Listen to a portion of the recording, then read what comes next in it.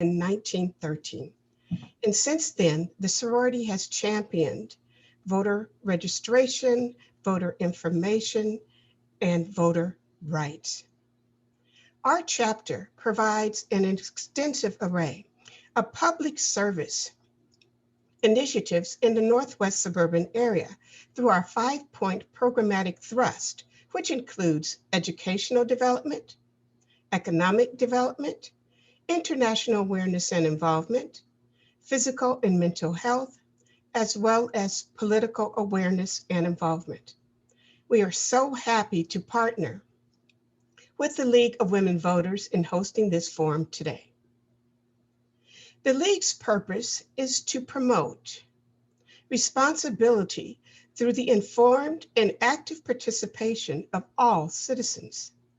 Providing this forum enables members of the community to become better informed about the issues facing the community and candidates running for office, and they are pleased to offer this service to you.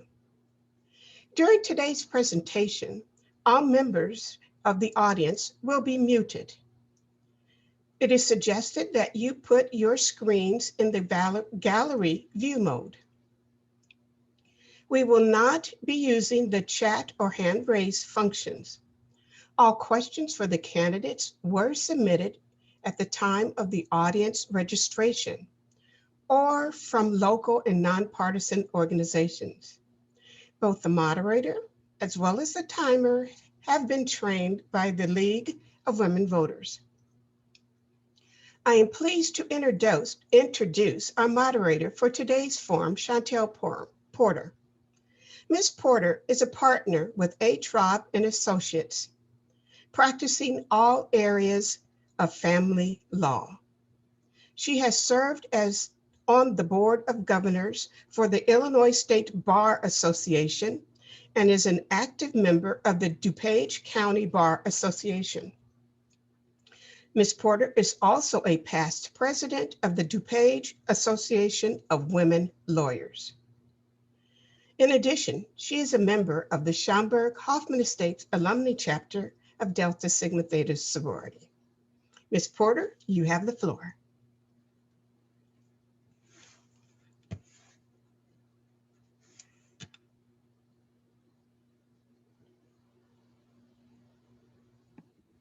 Thank you, Dr. Cross. Good afternoon. It's my pleasure to be with you this afternoon to moderate this candidate forum. Let me take a few minutes to explain the format and the rules for the forum. All of the candidates were contacted by mail, email, and phone, and have agreed to abide by the ground rules provided by the League of Women Voters. They are as follows. Candidates have drawn numbers to determine speaking order, and I will rotate that order during the forum for questions. Each candidate will have 2 minutes for their opening statement. Next, each candidate will have 1 minute to answer questions. I may repeat the question if necessary. If needed and at my discretion, a rebuttal may be requested. Each candidate may use a maximum of 2 rebuttals, and rebuttals will be timed and limited to 30 seconds each. At the end, each candidate will have 1 minute for a closing argument. Candidates will be given a 30-second and 15-second warning, so please quickly complete your thoughts before you see the stop card. Time limits will be enforced out of respect for all candidates. As stated, questions were submitted by audience members at the time of registration. Each question will be answered by all of the candidates. Today's forum will be taped for the League of Women Voters' use in educating the public, and a video of this forum will be available early next week on the League of Women Voters of Palatine area and the Schaumburg-Hoffman Estate Alumni Chapter's websites. The candidates have all consented to that republication. No voice, image, or other duplication of the forum may be used by a candidate's representative or campaign in any campaign advertising. Delta Sigma Theta and the League of Women Voters claims copyright ownership of all recordings or transcripts produced from this event and reserve the right to publicize this forum.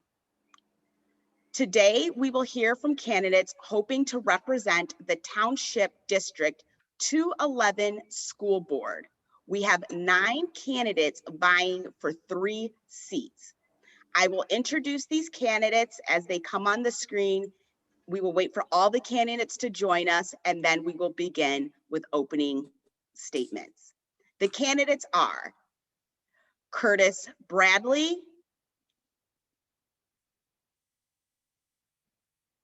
Jessica J. Hinkle, Anna Klimkowitz, Timothy McGowan,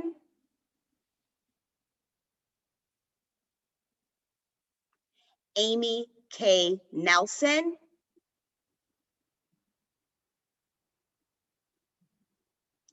Kristin M. Steele, Robi Vollkommer, and Denise K. Wilson. Roxanne Wittkamp will also be on the ballot, but she has declined to participate in this forum.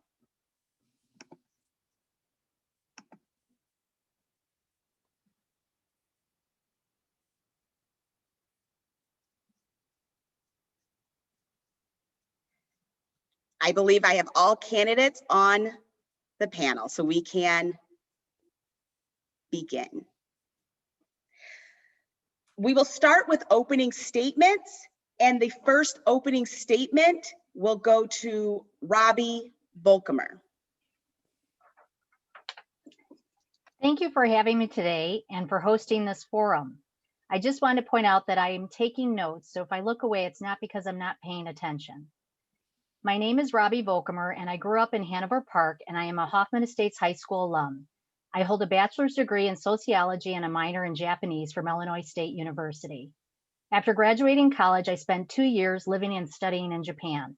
I have resided in Schaumburg for the past 15 years, along with my husband and 3 children who have gone through District 54 and District 211.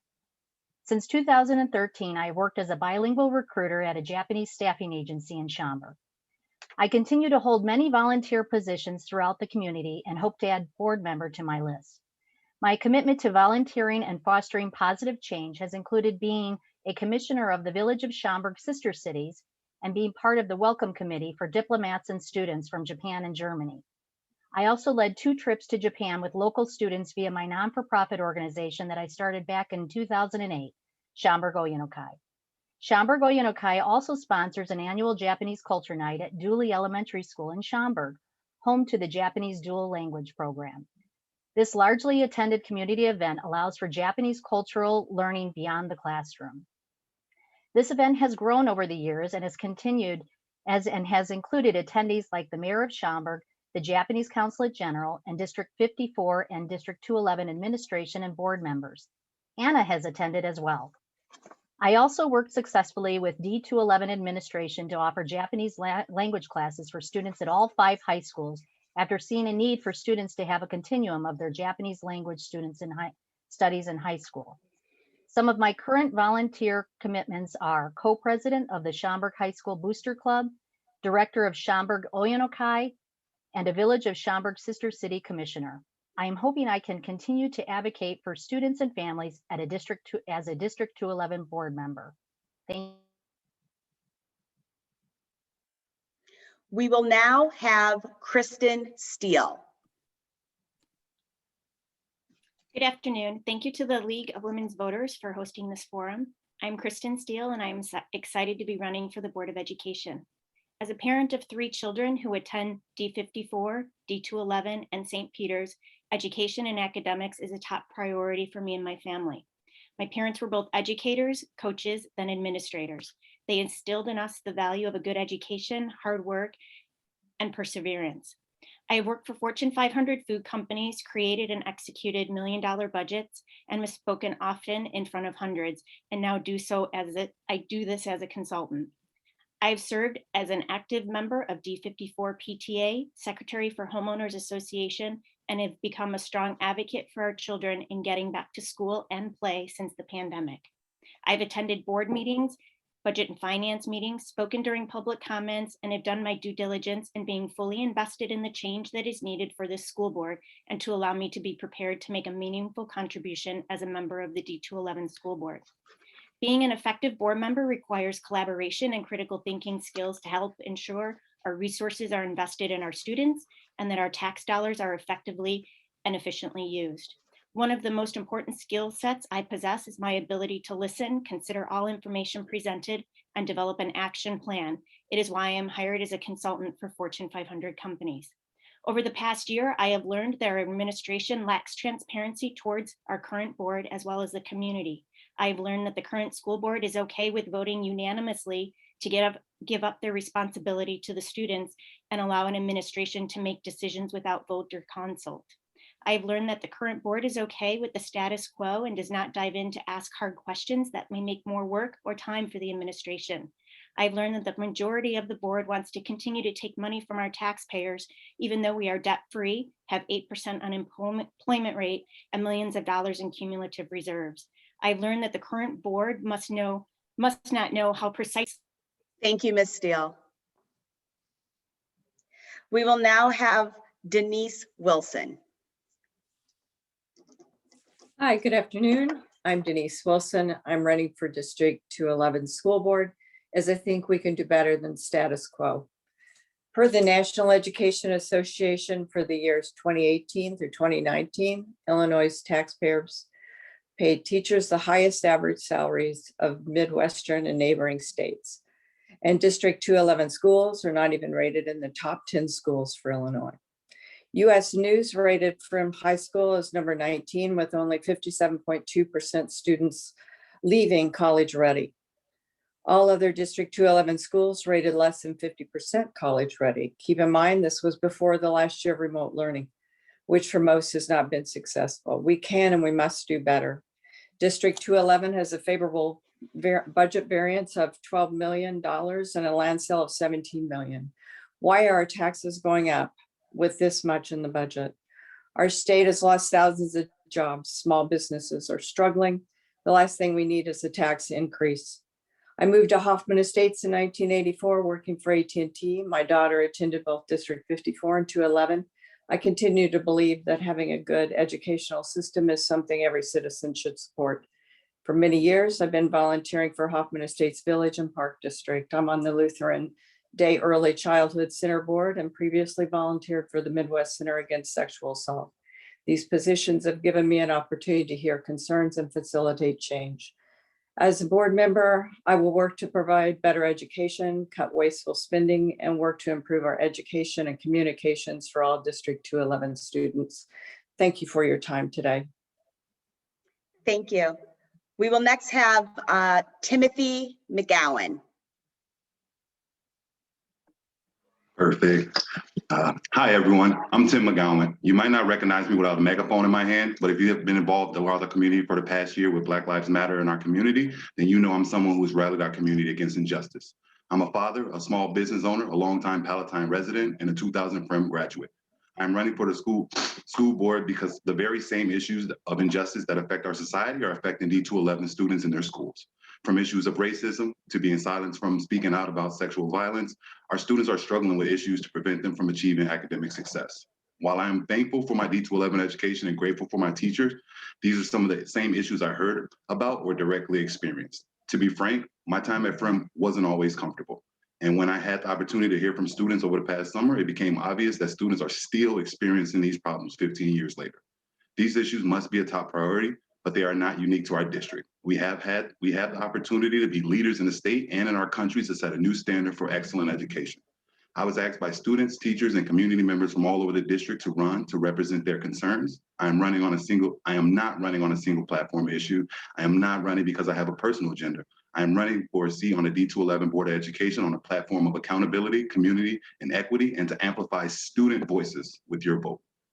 Thank you. Thank you. We will now have candidate Amy Klimkowitz.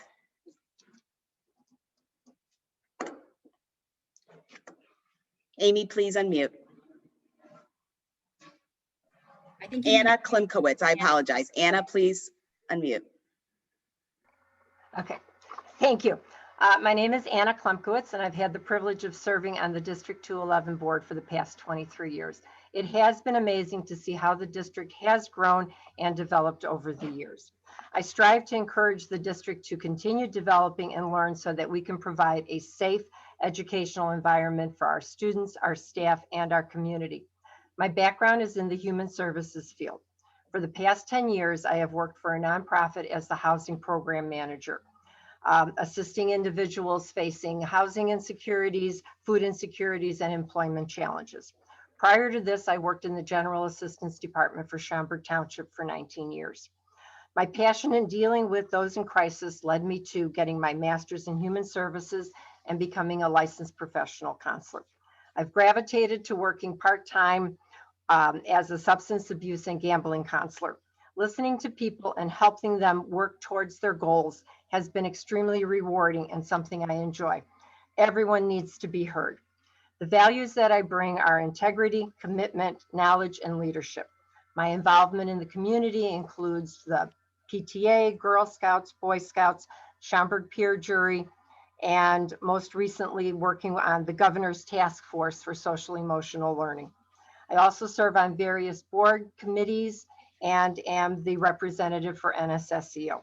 My motivation to seek re-election is to safeguard our schools so that our community can continue to depend on them for the excellence far beyond a single board member or a board member's term.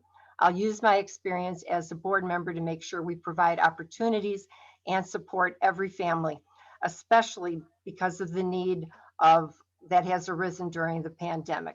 I listen to all points of view and fairly consider arguments or concerns on their merits regardless of the origin. I thank you very much, and I appreciate this opportunity. Thank you. Now we have candidate Amy K. Nelson. There we go. Thank you to the League of Women Voters for hosting this forum. I'm very grateful for the opportunity to take part in this event. My name is Amy Nelson. I am a 21-year resident of Palatine along with my husband, Mike. We raised our son and daughter here. They attended Winston campus for elementary and junior high, and they both graduated from Palatine High School. I work in insurance. Mike is a middle school teacher. My son works in insurance with me, and my daughter is a high school math teacher. The apples do not fall far from the tree in our house. In 2016, I became very interested in our local school boards when District 15 was considering a $130 million referendum. In 2017, I was selected as a finalist to interview for a vacated seat on the District 211 board. For me, running for the school board this year is almost 5 years in the making. I believe I have an unusual but advantageous viewpoint with my background. I work in a business and I have teachers in the family. And by the way, not just my immediate family, my in-laws are also all teachers or in the education field. I was recently told by someone that he thought I was an enigma, an unknown. I kind of liked that. Some might think that means unpredictable with a negative connotation, but personally, I think it's a positive. It means that I won't be, well, predictable, and I certainly will not be the proverbial rubber stamper. If I'm elected, our community will be getting an analytical, open, honest, approachable representative who is interested in making sure that District 211 continues to maintain its excellent reputation, and someone who will work hard to make it even better for future students. Thank you. Next, we have Curtis Bradley. Thank you, everyone, and thank you to the League of Women Voters for hosting this event today. My name is Curtis Breitler, and I'm currently running for District 211 board. I'm a 1991 graduate of Conant High School. My wife is a 91 graduate of Schaumburg High School. We have two sons, 27 and 23. Our oldest son graduated from Schaumburg, and our youngest graduated from Conant. While both of them were high school athletes, Jordan, our oldest, excelled in wrestling, and our youngest excelled in football and basketball, where they both were served as captains. Part of the reason I'm running is that I did most of my adulthood volunteering, whether it was with the YWMCA, whether it's with the Wings program, whether it was with Junior Achievement, and also I did some work with the Northwest Compass with Anna. Also, I had the opportunity in 2016 to serve on the Community Engagement Committee, where I felt that we were making some ground and changing the strategic plan of the district. However, some of that progress has been made, but I still feel that there's room to grow. And with that, I'll be using the acronym FIGHT, where I'll be fighting for the district and the kids, because I think that their education is important, and not just their education, but their career after high school. So we'll be using the acronym FIGHT and focusing on fairness, inspiring the kids, guiding them to higher level, where high school is really important and they should have memories in high school. And we're going to do this very tough, where we're going to be working with the community and the board as well. So thank you. And again, my name is Curtis Bradley, and I'm running for District 211. And we will now have Jessica Hinkle. Hi, thank you to the League of Women Voters for hosting this event. I appreciate you setting this up and allowing the community to learn more about us as candidates. My name is Jessica Hinkle. I was born and raised in Hanover Park. I attended D54 schools, then graduated from Hoffman Estates High School. I received my Bachelor's of Science from Eastern Illinois University, majoring in zoology and minoring in chemistry. I met my husband while we were in high school. He was a rival. He went to Conan, and we have been together for 26 years and married for 22 of them. As we started our family, we wanted our kids to have the same great experiences that we did in school, educationally, emotionally, and athletically. So we knew we wanted to be in D211. We currently have a freshman at Schaumburg High School and a 6th grader at Hoover Math and Science. Both boys have been very active in many sports, but they are now focused on wrestling and golf. I have about 20 plus years of volunteer community involvement at various levels, from being a PTA member to a football mom to running organizations and being an active member in various league boards. Career-wise, I'm a business professional with over 20 years experience in the quality control and quality assurance in pharmaceuticals and dietary supplement industries, with focus on upholding regulatory systems and implementing operational compliance standards. In many of my roles, I have been responsible for hiring, training, mentoring new employees, as well as creating and managing multi-million-dollar budgets. I believe the success I've had in my career is due to my education, upbringing, being a hard worker, and an analytical and critical thinker. I'm seeking to serve our community because while I do believe D211 has been one of the best districts in Illinois, I think that we need to do even more. We need to not be complacent and push forward, being focused on by being focused on the best student experience while being fiscally responsible. And just as importantly, we need to hear our students and parents and teachers' voices and act on them. Thank you. Thank you. All right, our first question. As we are all aware, the global pandemic is a once in a lifetime, or once in a generation issue.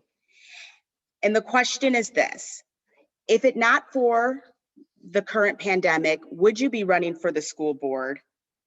And what are your plans for in-person learning for the 2021-2022 school year? We will start with Kristin Steele.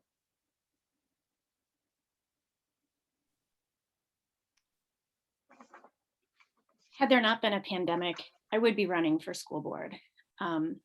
Having 3 kids in the districts coming through, I have 1 currently and 2 that would be coming through. I have found it vitally eye-opening and important, as specifically taxes have continued to be raised, and really starting to dig into what's happening with the district and how the district and the board is budgeting, being fiscally responsible, and spending our money. So that would probably have still happened without the pandemic. As far as back to school, it is my desire for all children to be back in person, with the opportunity to be remote, but not have virtual learning for those in school. I think that's very distractive and difficult, both from the teacher standpoint, as well as from the children's standpoint, and don't allow them the success that they deserve. Thank you. Thank you. Next, we will have Denise Wilson. Yes, I would still run for the office on the school board. I've been a huge volunteer in Hoffman Estates for over 20 years. And the last 2 years I've been on the Park District. So yes, I would have still run for this. I think it's a very important education, as all citizens should, as a taxpayer. And I'm also concerned about our taxes, as I mentioned earlier, with $33 million budget in 2011, and for them to increase our taxes is a concern to me, as it should be. We have about 80,000 homes in the district, and not all of those have children in it. And but yet we're all concerned about the education that we're providing. Thank you. Timothy McGowan. Perfect. Thank you. Absolutely. I will be running. Most of my concerns and my motivation to run came from this past summer in light of the social climate that we've had this past year outside of the COVID. But as it relates to children going back to school, Dr. Fauci himself has made it very clear that vaccines won't be available until around September. They're hoping to move that date up. I think we should have a full person learning option started in the fall, but students with medical conditions, students and teachers with medical conditions should have the option to learn remotely for health and safety reasons. All of the students should be encouraged to go to attend in person if possible. But if we're talking about getting schools open right now, then we need to have some type of contingency plan, because only 25% of Illinois residents are vaccinated at the moment. Thank you. Anna Klimkowitz.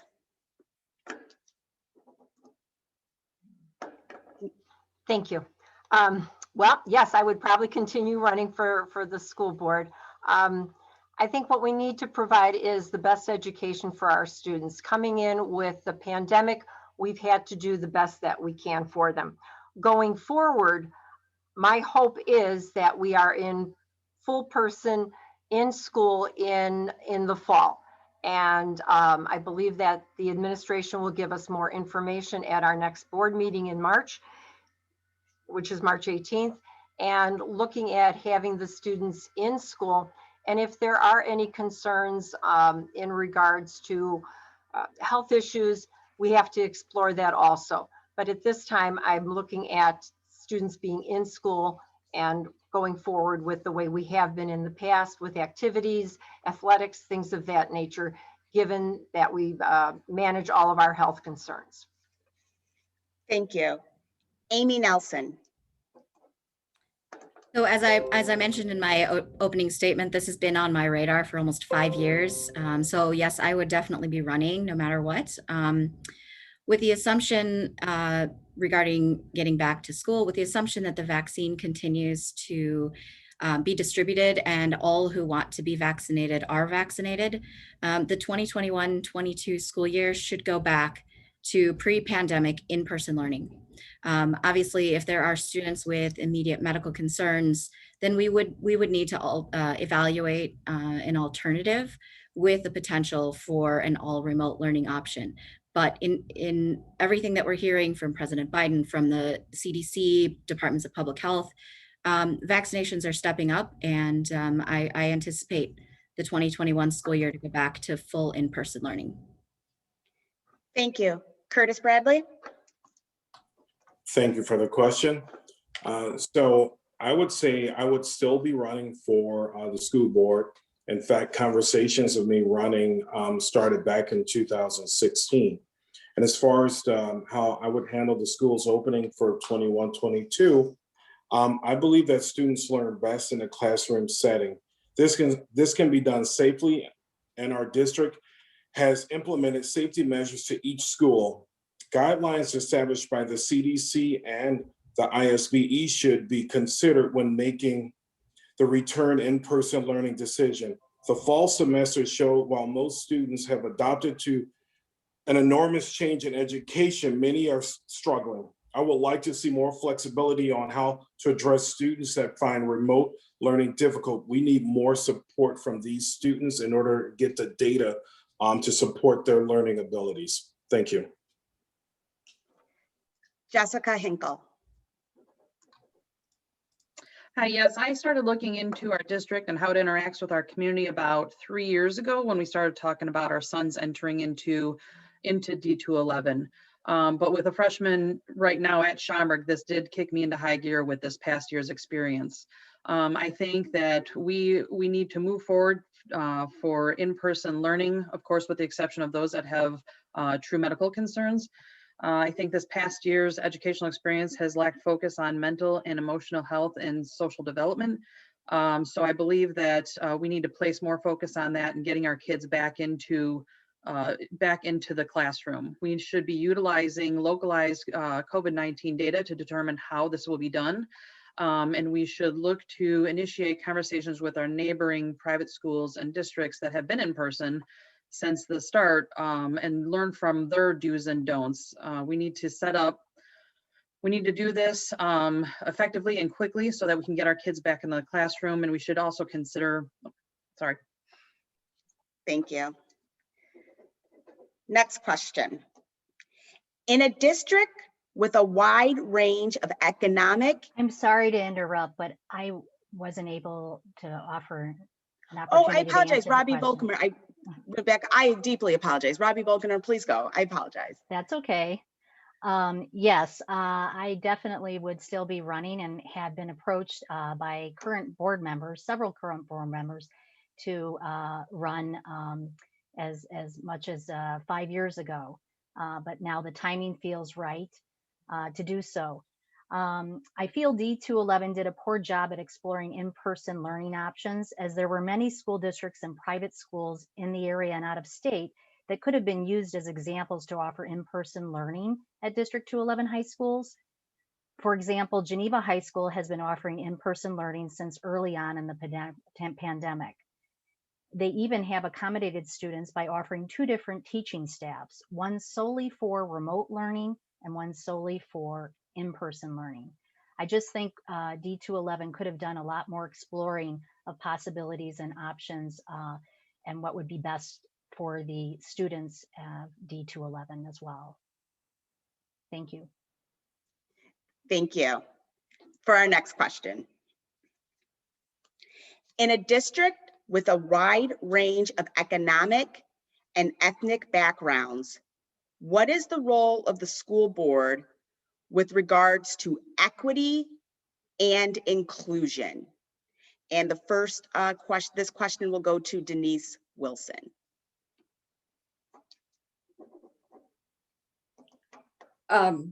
Well, I think that we have a lot of policies out there already. I think we need to get together and review. We've got a committee, I believe, on equity going on right now out in the school system. But I would look at it from a vertical point of view and assume that students have a different set of needs, and we need to provide those resources based on those needs. We need to recognize what those are and then work to solving those. Thank you. Thank you. Timothy McGowan. Thank you.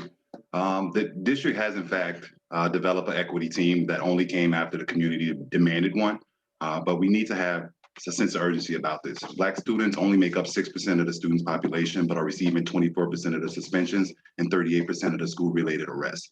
Latinx students make up 25% of the population, but receive 39% of suspensions and 35% of the school-related arrests. We are contributing to the school to prison pipeline that sets our youth up for failure. We need to look at the ways in we need to look at the staff bias that leads to outcome and how can we be better to support it. We have students in our community who are food insecure or housing insecure, issues that have only gotten worse due to this pandemic. Students can't learn until their basic needs are met. The district needs to partner with nonprofits and community, ensure students and their families receive the assistance they need. The district can also host family events like resume workshops or job fairs, and host community outreach events with nonprofits so that families know about the resources available to them. Thank you. Anna Klimkowitz. Thank you. Yes, the issue of diversity was brought forward and we've taken action upon it. We've asked the administration to compile feedback from the community. We have a D211 equity team that started in the end of October and it's continuing.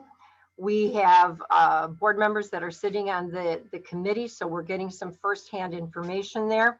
And the committee that I sit on is the Equitable Practices and Mindset Committee.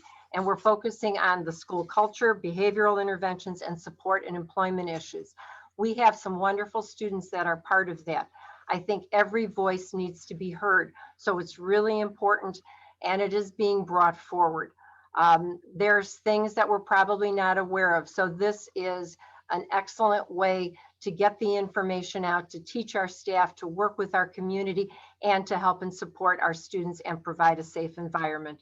So I truly believe in this, and it's a very positive thing to do. Thank you.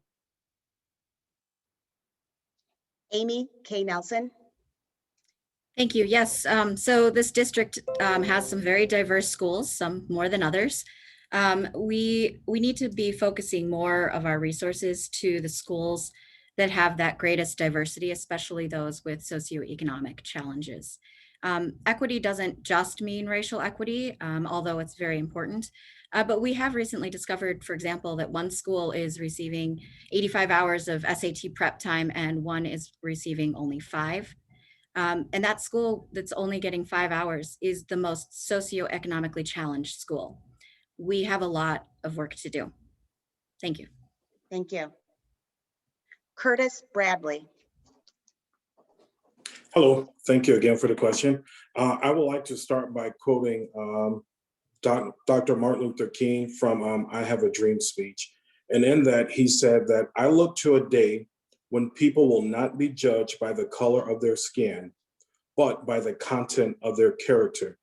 And within that speech, students are struggling every day. I believe the district must evaluate equity. We must focus on the whole student to ensure that every student needs are being considered when making decisions on the best serve that student. We all have individual needs that differ from one another. I would like to see flexibility, innovative solutions based on the whole child rather than addressing the student needs as a whole. Thank you. Jessica Hinkle. Equity in education requires putting systems into place to ensure that every child has an equal chance for success. A recent FOIA request on SAT preparation offerings was kind of shocking to see the results of that. The high school with the lowest number of students on free and discounted lunches were provided the most SAT prep, while the vice versa was also true. I was saddened that the administration was actually aware of this and didn't take action on this until the community pushed for it. Rather than putting our complete focus on cultural responsive training, we need to broaden the training and put focus on evaluating the offerings at each school and focus on making changes to our district to reduce the inequities. If I were elected, I would like to be more proactive. I would want to set up a teacher focus group to have teachers from the same departments across different districts across the district come together and discuss how things are being done differently and get all of the schools up to the highest schools level.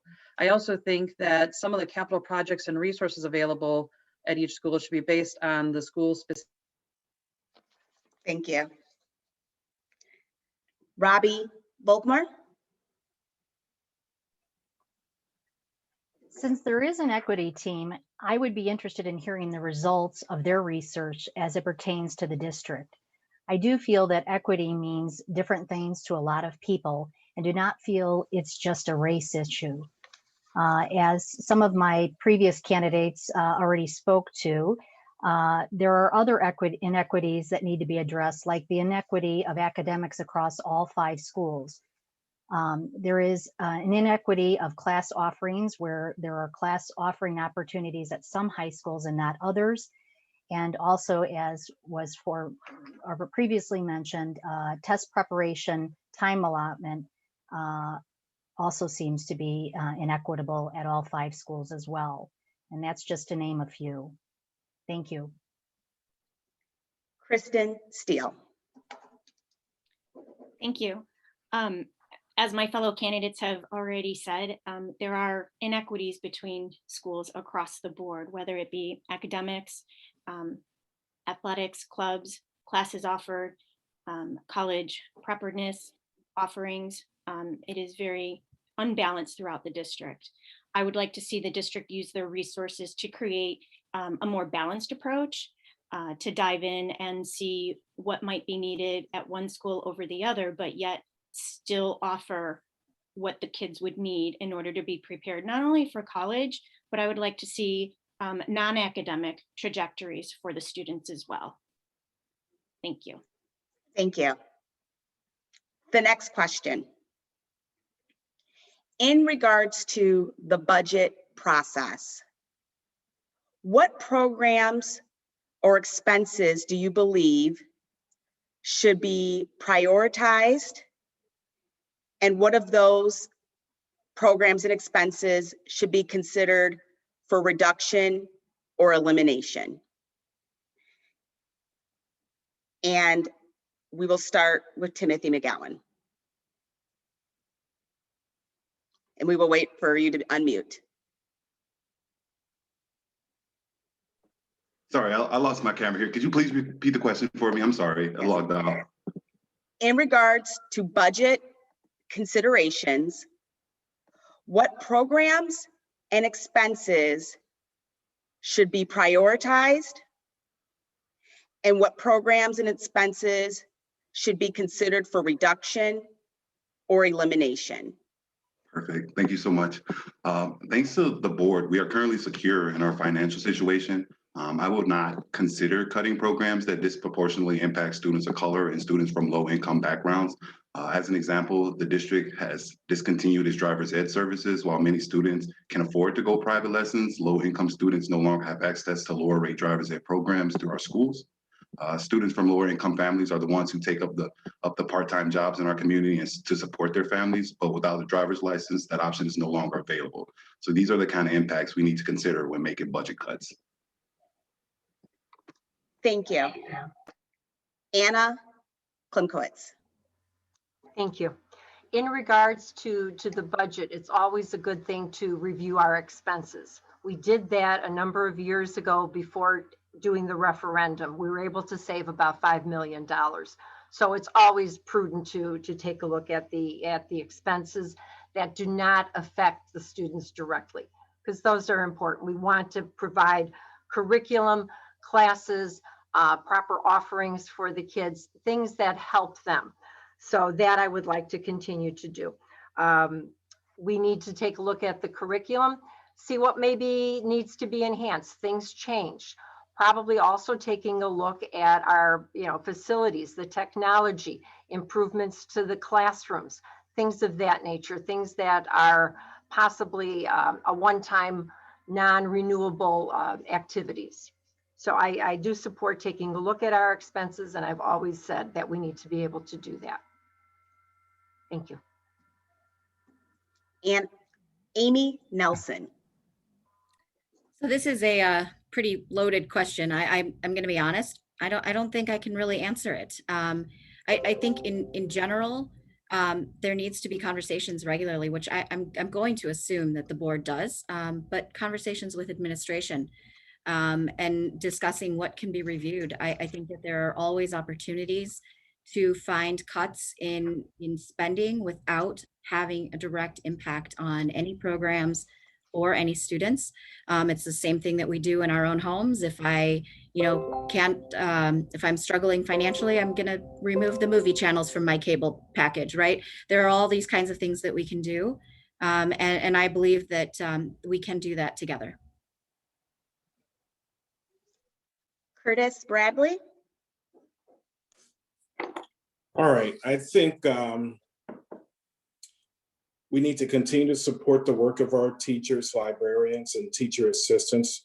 And we also need to support the staff of the work that has been done to continue to do and ensure the students that are not missing out on anything as a result of the pandemic. I also feel that we need to continue to support the work of our counselors, because we're going to need them more so than ever.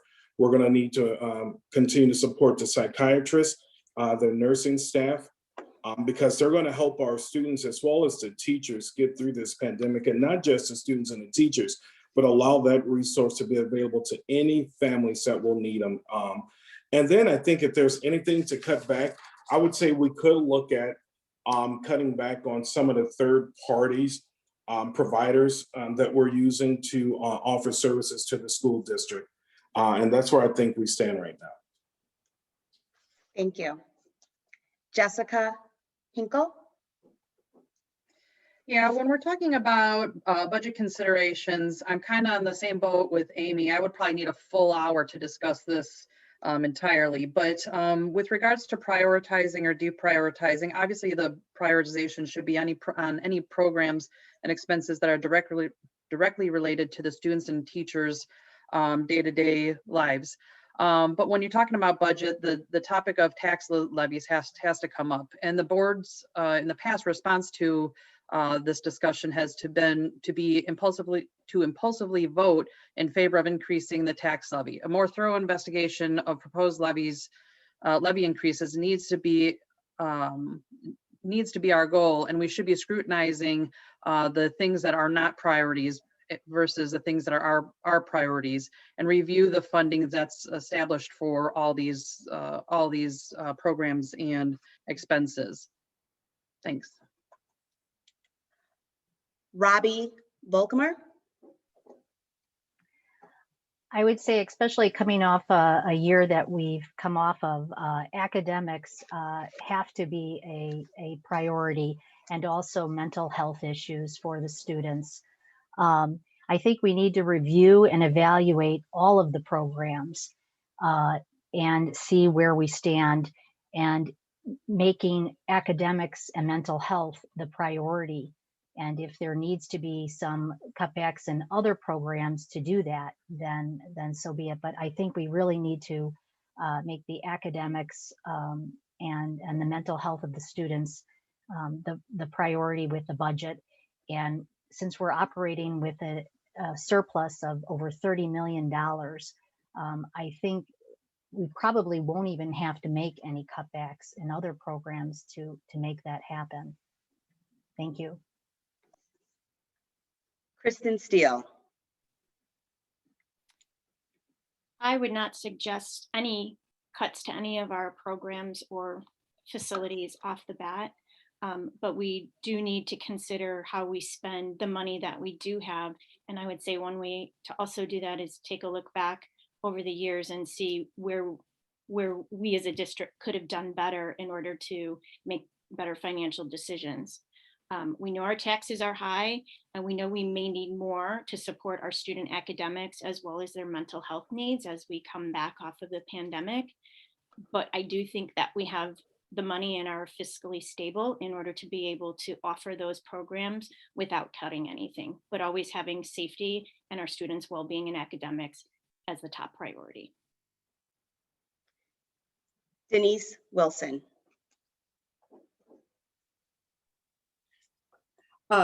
I don't disagree with a lot of what was said. I also agree that we should focus on our academics. The biggest challenge in the long-term effects of the students being out of school and e-learning, it needs to be assessed, and the mental health issues are greater in children that are over the age of 11.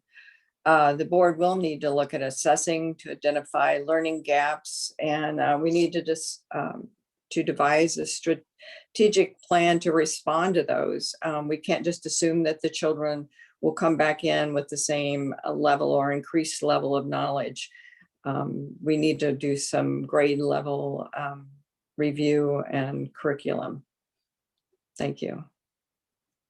The next question. District 211 has had to make changes to policies regarding transgender students. What is your opinion of those policy changes, and how should the district support transgender students? We'll start with Anna Klimkowitz.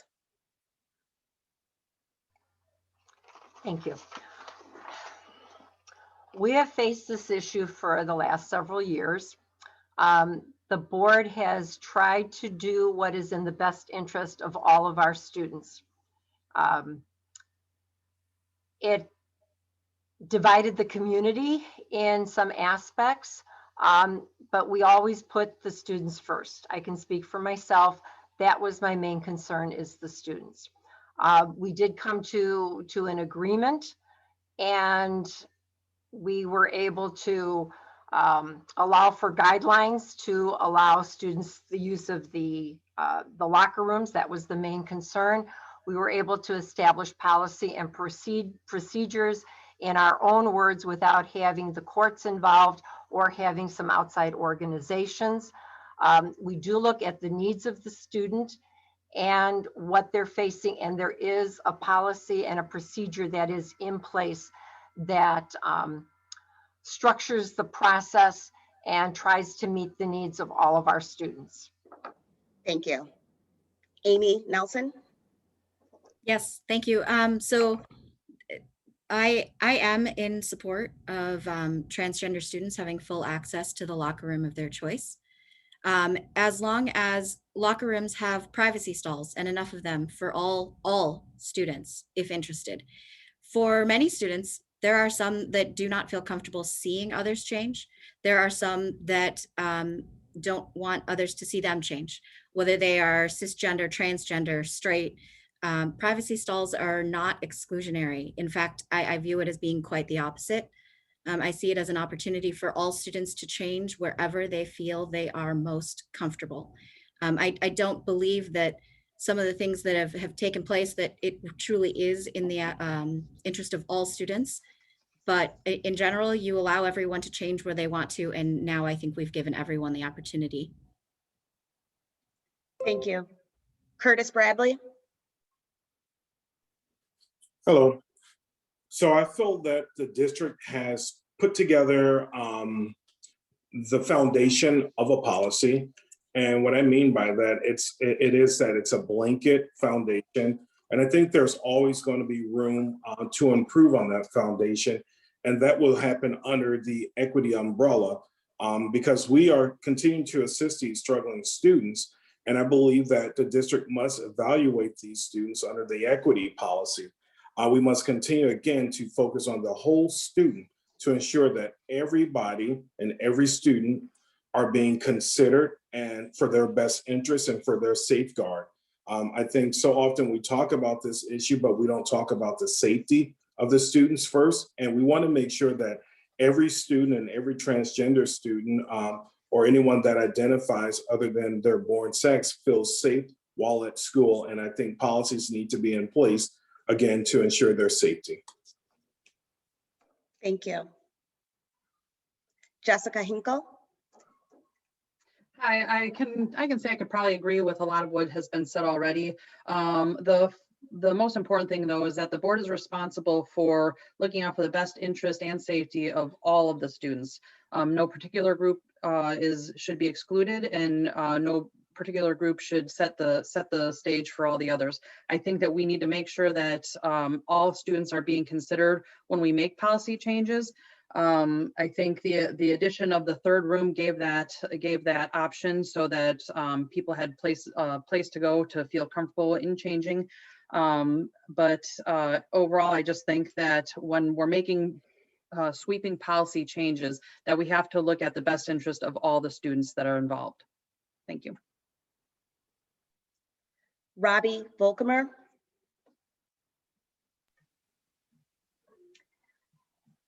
I believe in science, and I feel that a biological male and a biological female should utilize their corresponding bathroom or locker room. I felt that the previous accommodations that District 211 allotted for by accommodating transgender students with their own privacy stall was a suitable compromise. I feel that this issue is overlooking in a very important point, and that is, last I checked, the transgender population is approximately 0.06% of the general population. So I'm not saying to ignore or eliminate or exclude, but you have to keep that number in mind as well. And you have to also keep in mind the majority of students and your majority of your population that you are serving as well, in addition to that. Thank you. Kristin Steele? Well, I do think all students should be considered. I echo what Robi just said, so I'm not going to use my time to repeat it. It's very hard also to make sweeping policies for less than 1% of the population. So there are many things that need to be considered and that have been considered. And as a board member, I will work within the system to keep the district compliant with the current laws, while working to ensure that the intent of Title IX is also maintained. Female athletes, they need to become competitive in an environment that is not dominated by male athletes. And we just need to make sure that everything is considered before making a sweeping policy for a very small percent. Thank you. Denise Wilson.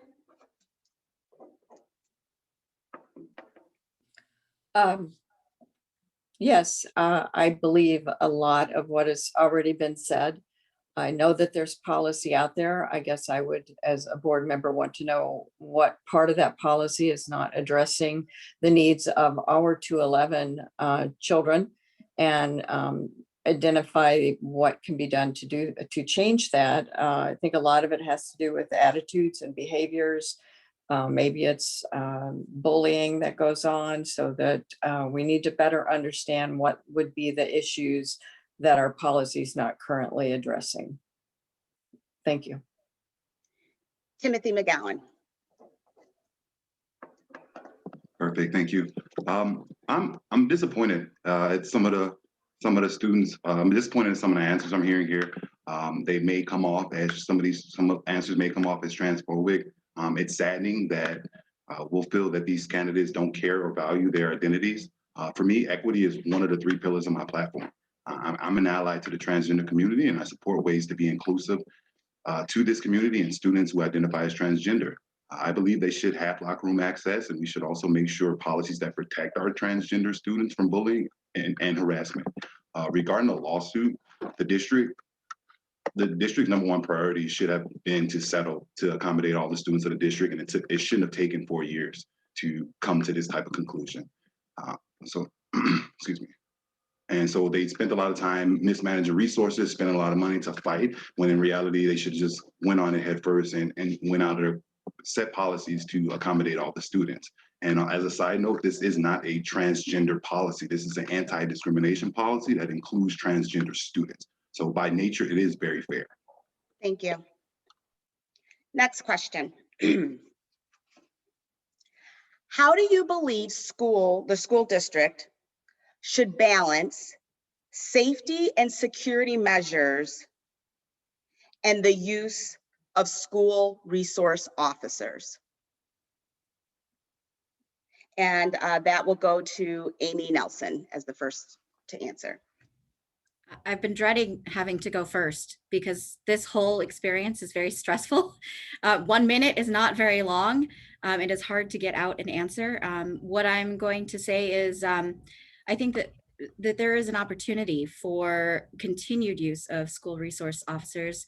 I think my experience of seeing my own children through Palatine High School, which there were close relationships with our SROs, and I don't see any need. I am not saying that everything's perfect and that that's necessarily always going to be the best way to do things, but I don't think it should be an automatic change where we don't consider that to be an important part of what is happening within our schools to keep them safe. So sorry for rambling. Being first is scary. I'm done. Thank you. Curtis Bradley. Thank you for the question. I think the school should continue to have the resource officers around. However, I think they should make them less threatening to the student body as a whole. And I think they can do that by making sure that they have the proper training in place, whether it's diversity training or whether it's how to handle a student that has a mental health disorder. And they also should be trained to ask for help from a teacher versus making decisions on their own. And I think if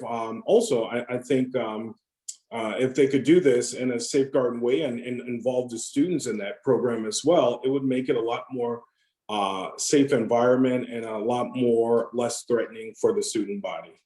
Thank you. Jessica Hinkle. I am in favor of maintaining the student resource officers that we have on our campuses. I think they are very value added. I think as administration, though, I think we could do a little bit more to make sure that there's a more comfortable medium between our student resource officers and our students. I think they should be I asked my son the other day about being in school and if he knew who the student resource officer was, and he didn't. I think that they should be just as well known as any teacher. And I think that by being as well known as any other teacher and being able to interact with the students on a regular basis, their threat is not as threatening. But I agree, I think just in any job, I think that continuous training is a requirement, but I agree with continuous training for our teachers and staff and anybody that's in our schools. Thank you. Robi, Vollkommer. About a year ago, I spoke with one of the SROs at Schaumburg High School about this issue, and I asked them their thoughts. As a retired police officer, he expressed that their #1 priority was to keep students and staff safe at the school, and they were on the front line. However, he felt his offer of protection was limiting since he was unable to conceal and carry at the school. He felt that this was one of the best lines of defense at the school and offered the best protection for students and staff. So I do believe that the SROs are an important element, and we need to open up dialogue. And I think Jessica mentioned that as well, and with them to find out their concerns and what they feel is the best way to protect the students and staff at the high schools. Kristin Steele. I'm going to ask that you repeat the question, please. How do you believe schools or the school district should balance safety and security measures and the use of the school resource officers? Thank you. School resource officers should be seen as the students' allies. Perhaps there needs to be a program in place at each school so that the students know who they are. They're able to quickly identify them, be able to find them. My experience as a parent, I am glad they are on site. I want them there. They are involved with peer jury. And so from a personal standpoint, my daughter does sit on peer jury. So she does have a relationship and has had, relationships with the SROs at the school, which I do find very valuable. She's learned from them. She knows who they are, and she's able to go to them, and she advocates for them and tells other students about them. So they have an important presence on campus and at every school. Thank you. Denise Wilson. Yes, I think the resource officers have a very important role at the schools. They're not just police officers. They've had additional training to have that position at schools so that they can interact with the youth of 211 and other schools. There's many states, I believe there's over 40 states that have resource officers at their school. And if anything, there probably needs to be more than just one. They handle so many different things that go on with the student population and besides just protection. And I think it's a very important role. Timothy McGowan. Perfect, thank you. I think we need to reevaluate the role of school resources officers and ensure that the extent to which they are needed within these schools. The numbers speak for themselves. I said it before, I'll say it again. Black students only make up 6% of District 211's population, but are receiving 24% of suspension and 38% of related arrests. Latino students make up about 38% of the school, Latin students make up about 25% of the population, but receive 39% of suspension and 35% of related arrests. This is not to say school resources officers are discriminatory, but there's a real problem here that needs to be addressed. Most of the problems that SROs are called for are better suited for mental health professionals or counselors, not necessarily SROs. So having an unnecessary interaction with an armed officer can be quite intimidating for students, and it can make them feel unsafe. Thank you. Anna Klimkowitz. I support our school resource officers. I think they add to the environment, to the culture of the school. The resource officers come to us trained. We have an agreement, intergovernmental agreement with the local police department.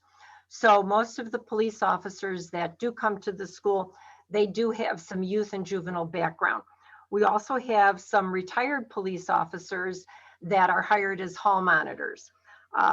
The school resource officer does take time to talk to the kids. They do go to speak at different classrooms, maybe the health classroom, some other classes, depending on the requests of the teachers. They also do some community speaking and are able to provide information to parents and to the staff in regards to any kind of laws, legal actions, things of that nature. So the community service officers are a resource to the school. Thank you. Thank you. Next question. How do you believe the current curriculum is preparing students for both college readiness and direct entry into the workforce after graduation, depending upon the path that the student should choose? And we'll start with Curtis Bradley. Hello. Thanks again for the question. Just researching the curriculum and being a recent graduate myself, I'm sorry, not recent, it's been decades ago.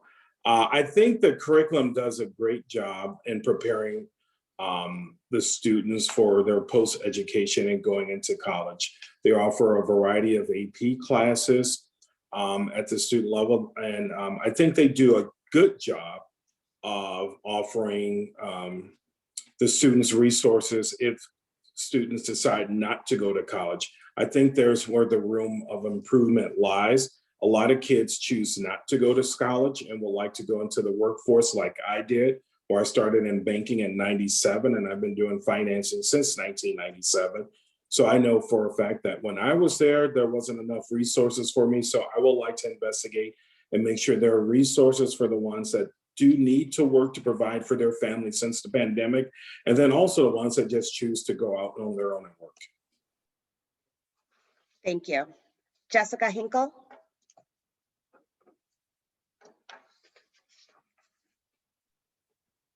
Yeah, so I think one of the other candidates said earlier in their opening response or opening statements that our school rankings are not where they should be. And I know that it looks like about 50% of our students are college ready based off of this study. So if only 50% of our students are college ready, I think that we're not doing enough. We're not giving them enough. We're not providing them the tools they need to be more ready. I also think that we have had quite a focus on college bound and college readiness, but I think we have kind of taken away from the vocational and the trades arenas. And I think that we need to put a little more focus on those for the students that are not planning to go to college, and make sure that our teachers are set up with the tools they need to help guide our students that are not going to college into careers that best suit their abilities. Thanks. Robi, Vollkommer.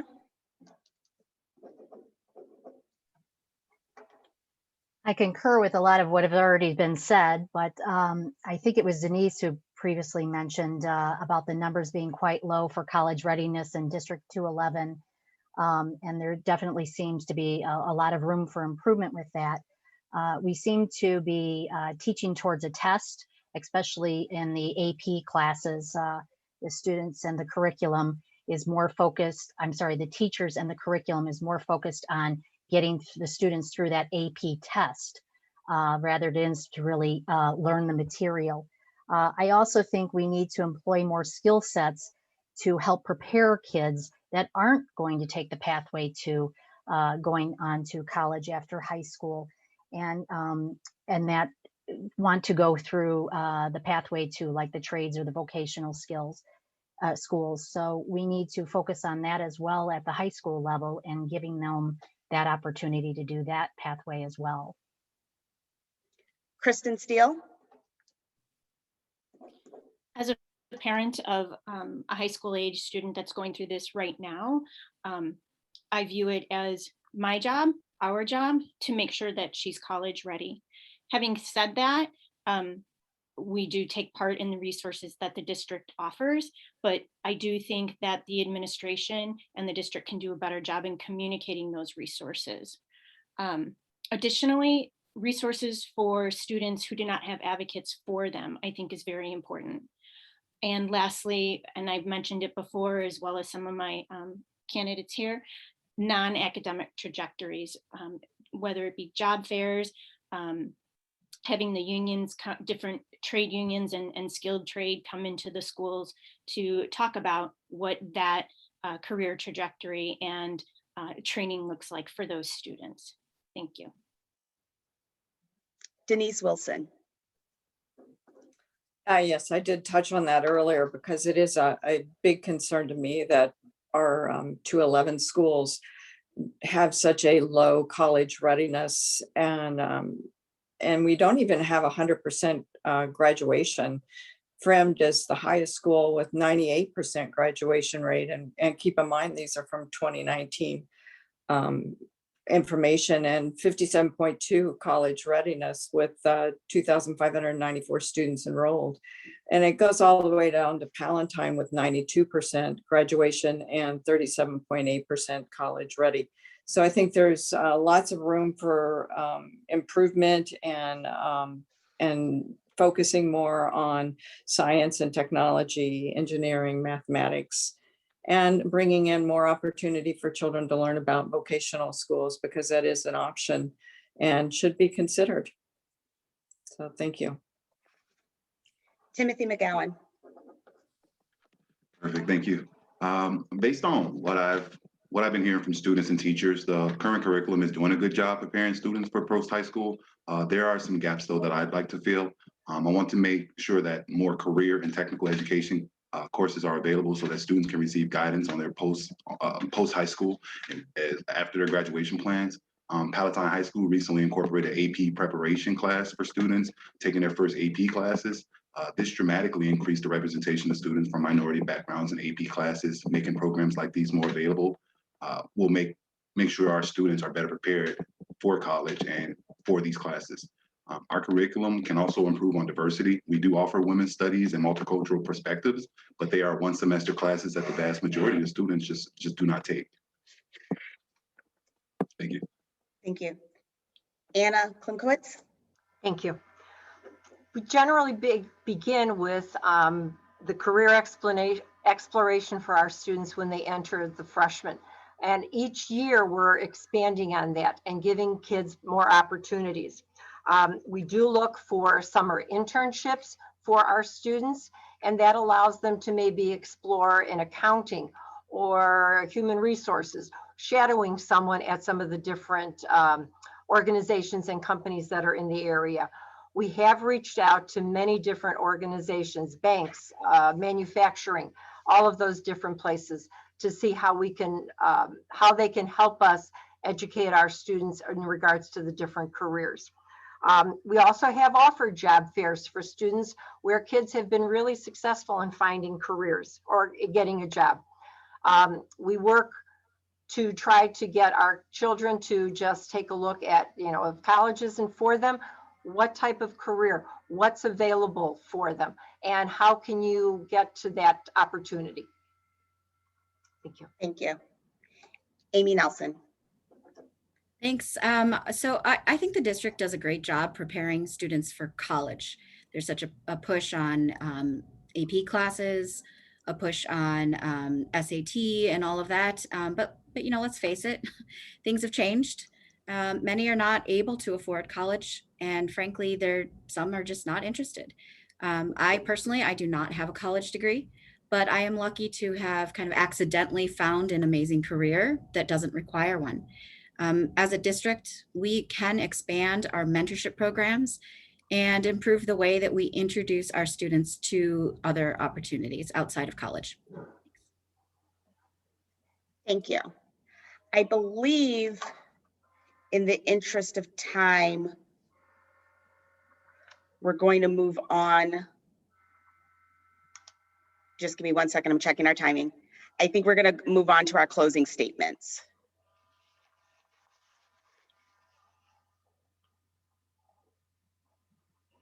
We're going to move on to our closing statements. And so we will be starting, and each candidate has 1 minute, and we will be starting with Jessica Hinkle. Great, thank you. And thanks again for this opportunity to the League of Women Voters. I know it takes a lot of work putting these types of things together, so I thank you all for your efforts in doing so. Like I said before, I'm seeking to serve our community because while I do believe District 211 has is one of the best districts in Illinois, I think that we need to do even more. I think there's a lot of opportunity and some new faces on the board, some getting more parents involved to advocate for the students, I think is very important. As a parent of a student at Schaumburg and one going into Schaumburg, I think I can serve the community well in doing this. Again, I look forward to serving our community, and if you'd like to learn more about me, you can check out my website, justhinkle.com, or my Facebook page. Thanks.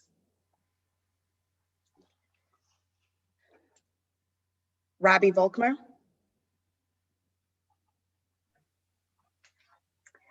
I'm running for the Board of Education to try to bring back a focus on academics and to reduce costs wherever possible. I have served as an advocate for students and families for years, and those in the community who have worked with me know this.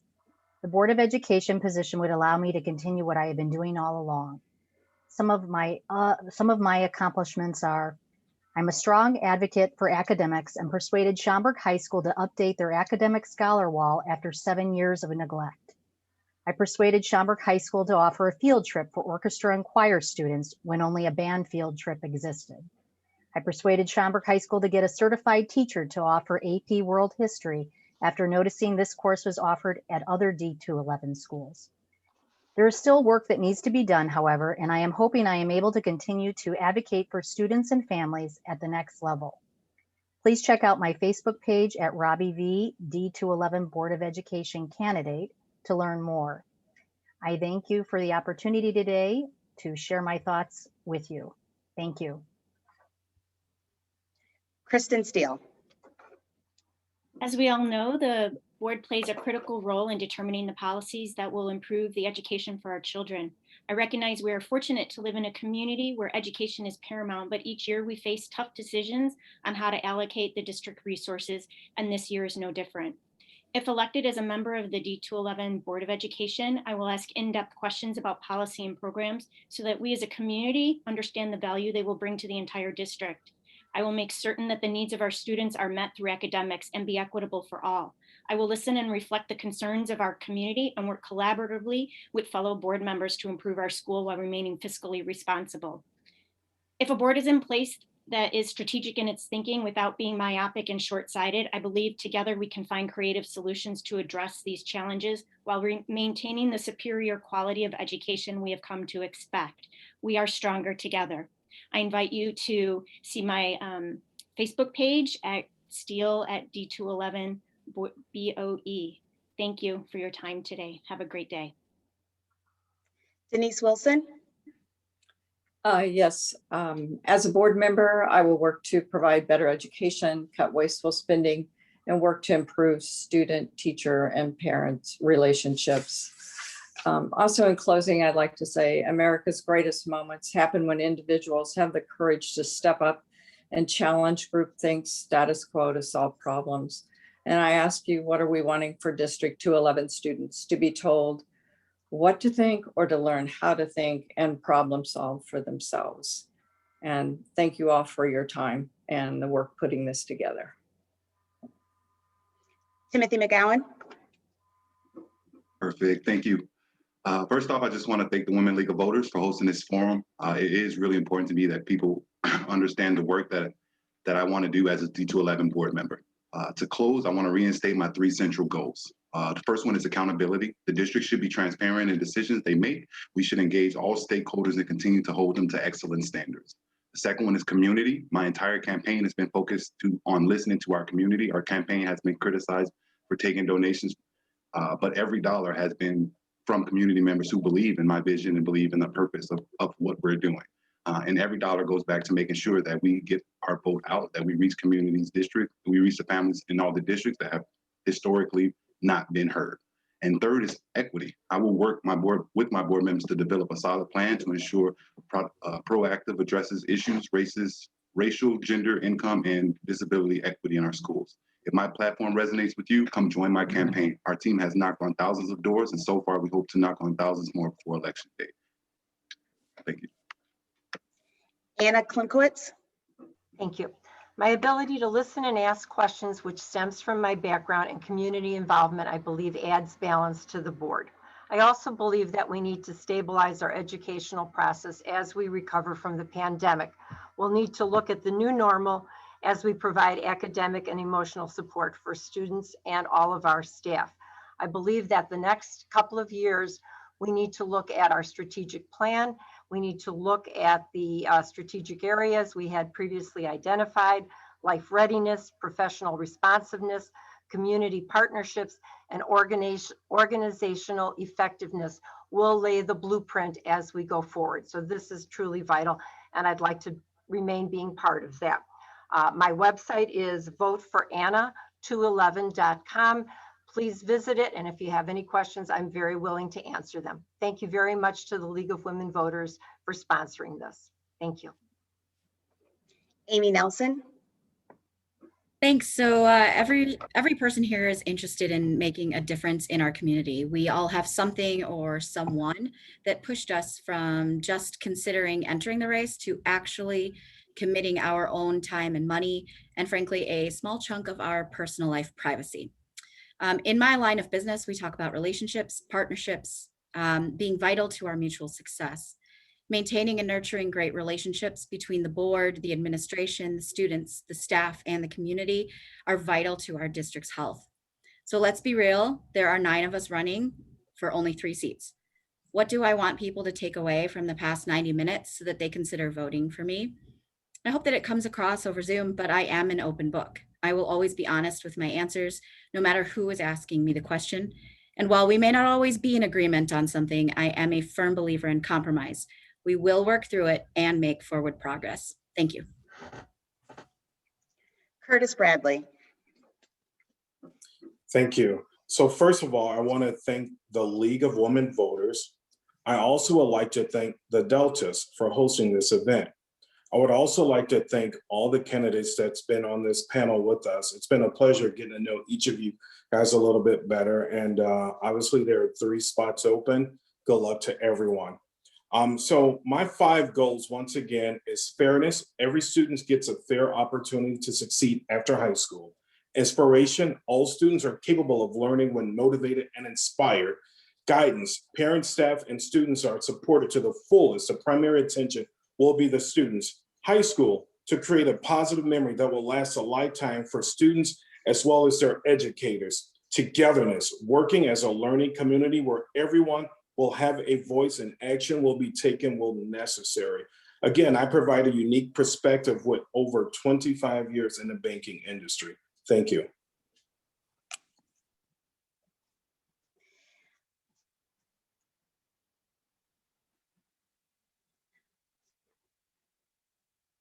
As we bring this forum session to a close, I want to thank the candidates for their participation. We would like to encourage all of our candidates to recycle their campaign signs. Members of the public can do so as well, and you can contact the League of Women Voters Palatine area website for details. If you are not a registered voter, you can find registration information on the League of Women Voters website.